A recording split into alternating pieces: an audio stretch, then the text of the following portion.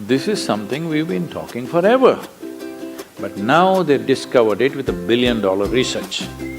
And I have seen hundreds and thousands of people who just become healthy and well.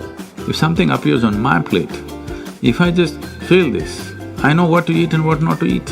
You eat something today and see, just learn to observe how agile and how active your body feels after eating this food.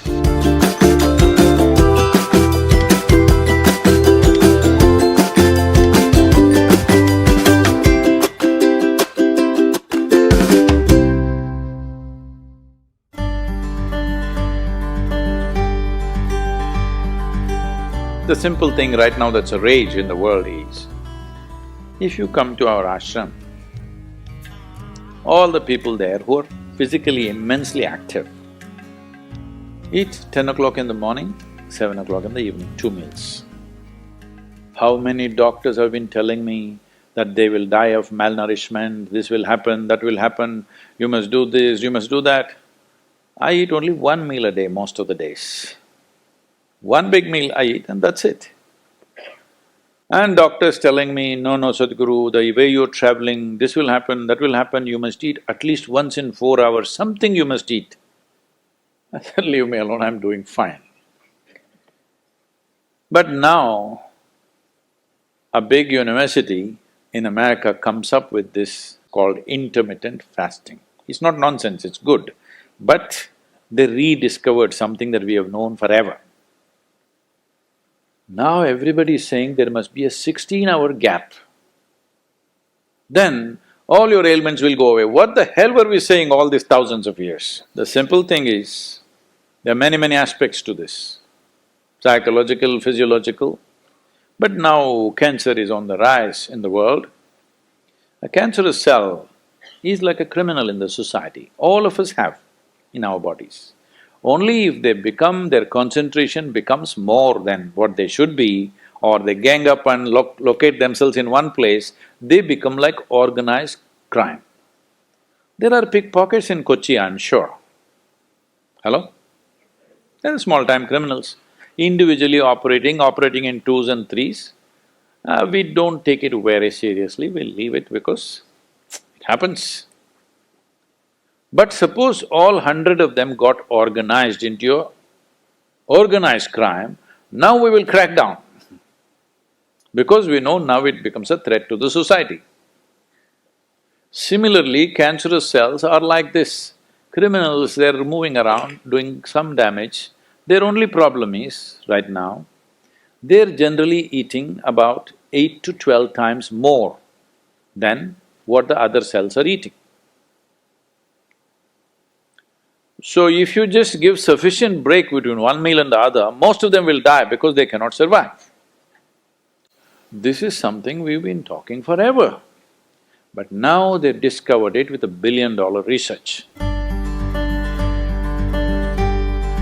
And I have seen hundreds and thousands of people who just become healthy and well simply because they're not fueling up all the time when the tank is filling. In the yoga center, all the time people are physically active. So everybody is very hungry by the time it's 3:30, 4 o'clock in the evening, they're extremely hungry. But we learn to live with that because empty stomach and hunger are two different things. Hunger means your energy levels start dropping. But empty stomach is a good thing. In the yogic sciences, today modern science also is coming in line with this. But what we know by our experience, you will spend $1 billion to come there. Because research is all about how many $1 million, that's how it is. Your body and your brain works at its best only when your stomach is empty.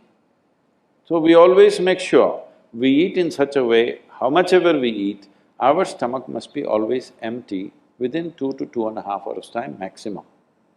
So we go to bed hungry always. People think they cannot sleep. They can sleep. On an average, for 25 years on an average, I slept only 2.5 to 3 hours.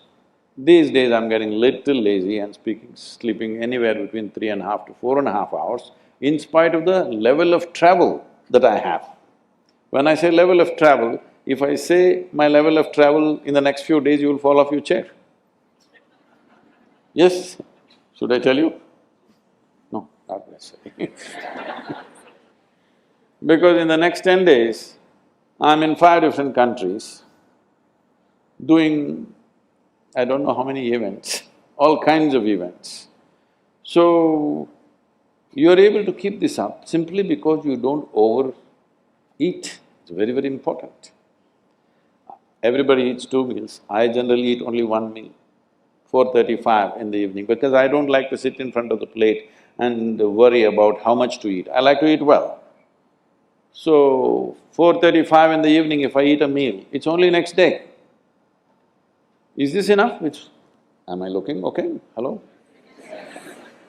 Because any correction and purification that needs to happen in the body, your stomach needs to be empty. It's very, very important. Otherwise, the purification on the cellular level will not happen. You pile up things and then you have all kinds of problems.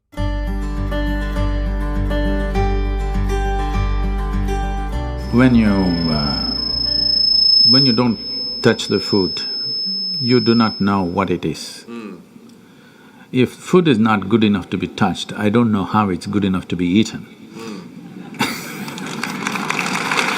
So we should not have listened to our mothers and we should eat with our fingers because touching our food helps us stay in contact with it. The cleanliness of your hands is entirely in your hands. The cleanliness of the fork is not entirely in your hands. This is true.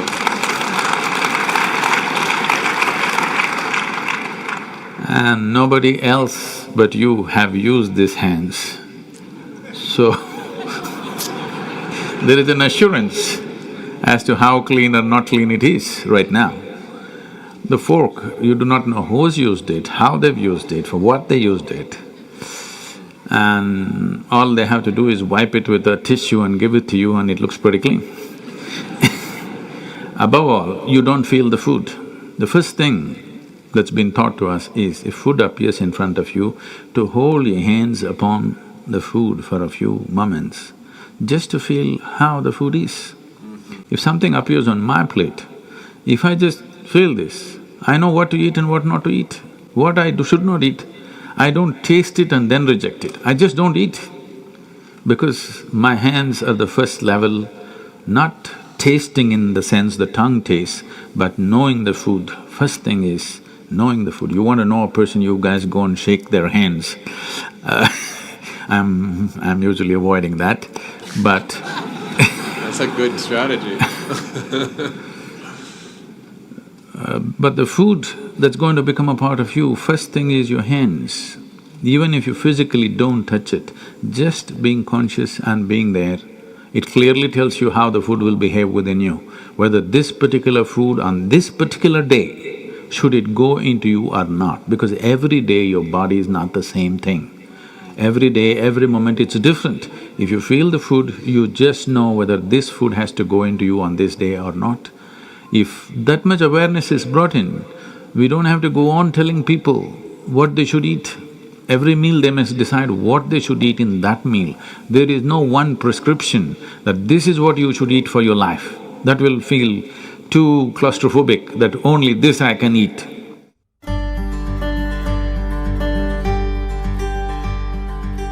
Your selection of food and consumption of food also must happen consciously. More than what you eat, how you eat it is also equally important.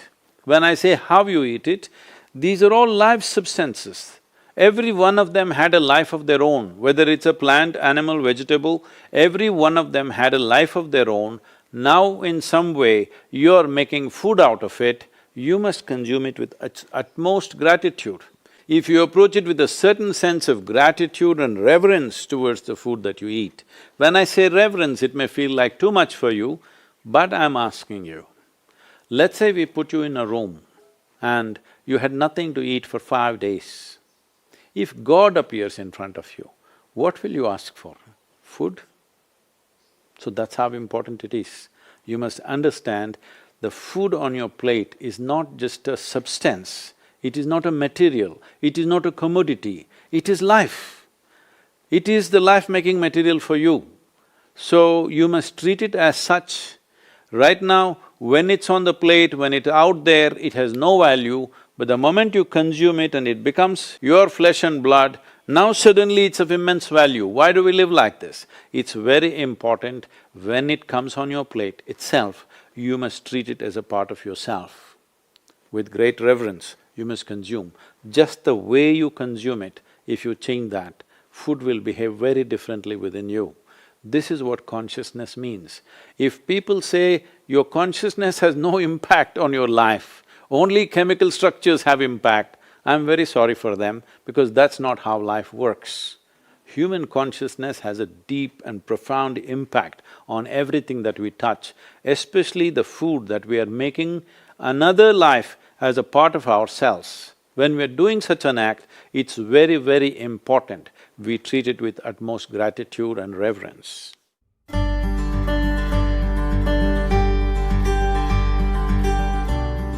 I want to tell you, there is no such thing as good habit and bad habit.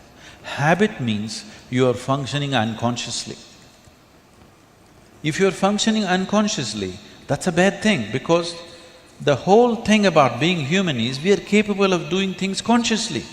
That is the beauty of being human, that we can do everything consciously. What an animal does unconsciously, we can do the same thing consciously.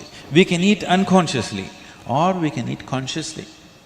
We can breathe unconsciously or we can breathe consciously. Everything that we can do it consciously. The moment we do something consciously, suddenly that human being looks very refined and wonderful. Just because somebody walks and speaks consciously, doesn't he become a beautiful human being? Yes or no? That's all. So why is it that we are trying to develop habits as if there's a good thing? Habit means fixed realities where you don't have to think. You get up in the morning and it'll happen to you. No, don't try to automize your life. That is not efficiency, that is the efficiency of the machine. This one is supposed to function intelligently and consciously. Nobody is expecting it to function like a machine. So, about food and stuff, food must be suitable for the body that we eat for.